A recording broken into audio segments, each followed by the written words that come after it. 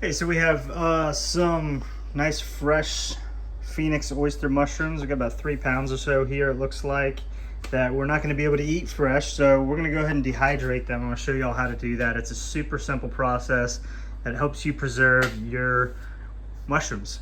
So I have this dehydrator here. It's pretty fantastic and it's less than $200. It's the V4. It's got 10 trays and yeah, I can do a good bit at a time, or in this case you can do whatever that turns out to be. But yeah, I'm going to show y'all how to lay these out on a tray. We're doing oyster mushrooms today, so these are probably the most simple mushrooms you could dehydrate.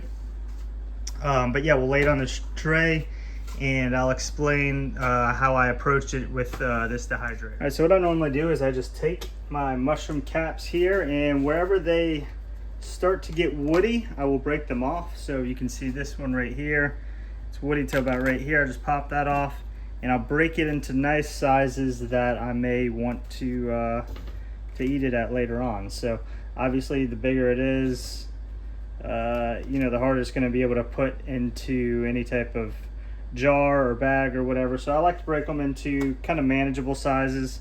The good thing is,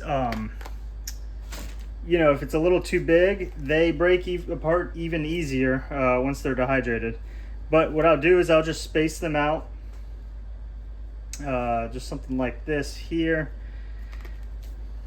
I just tore that one up, but that's fine because they're gonna dehydrate just right. So this is a little woody. I'm gonna toss it. I'm kind of a snob, so I'll just pop off some of the remotely woody areas. I prefer mine to, you know, I prefer eating the caps personally.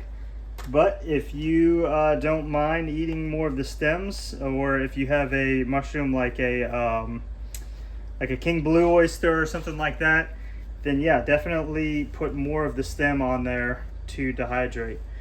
But I break these up. You can actually pack them even denser than this if you'd like. They'll just take a little bit longer to dehydrate. Now, if you're doing something like lion's mane, you definitely want to space them out a little bit more. It helps a lot with your with the process of it dehydrating. Keeps it from, you know, turning weird colors or not drying consistently. But oyster mushrooms are, as I mentioned, very simple to dehydrate. Even if these are overlapping a little bit, you'll have you know, they dehydrate, they get smaller, and you'll see in a little bit they won't be touching at all. So what I'm going to do is I'm going to make a bunch of trays just like this, and we're going to load up our machine there. Depending on how many you have, what I like to do is stagger every other one.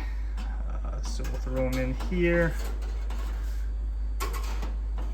In fact, I may just pull these extra screens out to give us a little bit more room here, but we're just going to fill this thing up, every other one, with as many mushrooms as we can get, and we'll take you to the next process. All right, we got our dehydrator loaded, and we're going to turn this thing on.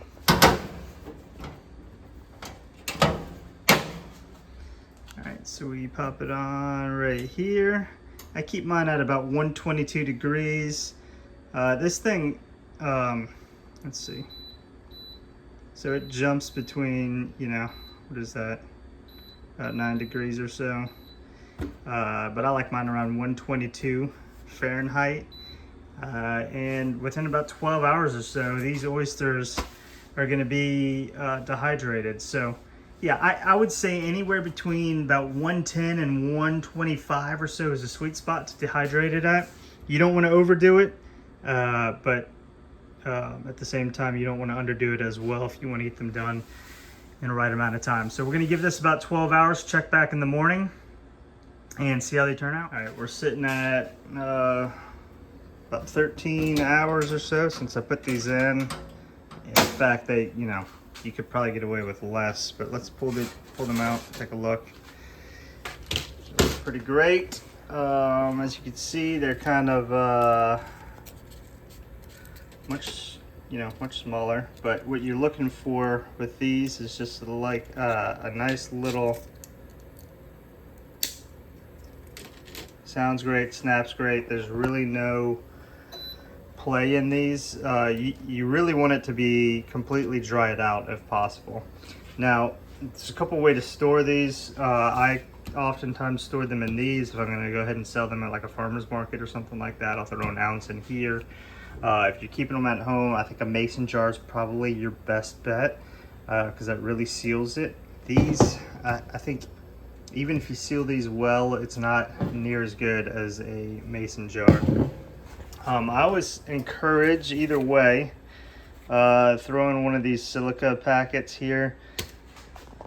And these are, what are these, 5 gram I believe, or something like that. Yes, these are like 5 grams. They're actually pretty cheap. You may be tempted to go with smaller size than this, but I find that this is kind of the right size, 5 gram, to keep these from, you know, absorbing any moisture. I think either way, whether you store it in here or here, you want to try to keep it in a cool and dark area as much as possible. So just maybe your pantry or something like that. That way they stay fresh as long as possible. And really, these can be good for, you know, over a year, I would say, without worry. So that's the entire process. I'm going to go ahead and bag these up, and yeah, thanks for watching. Hope this video helps.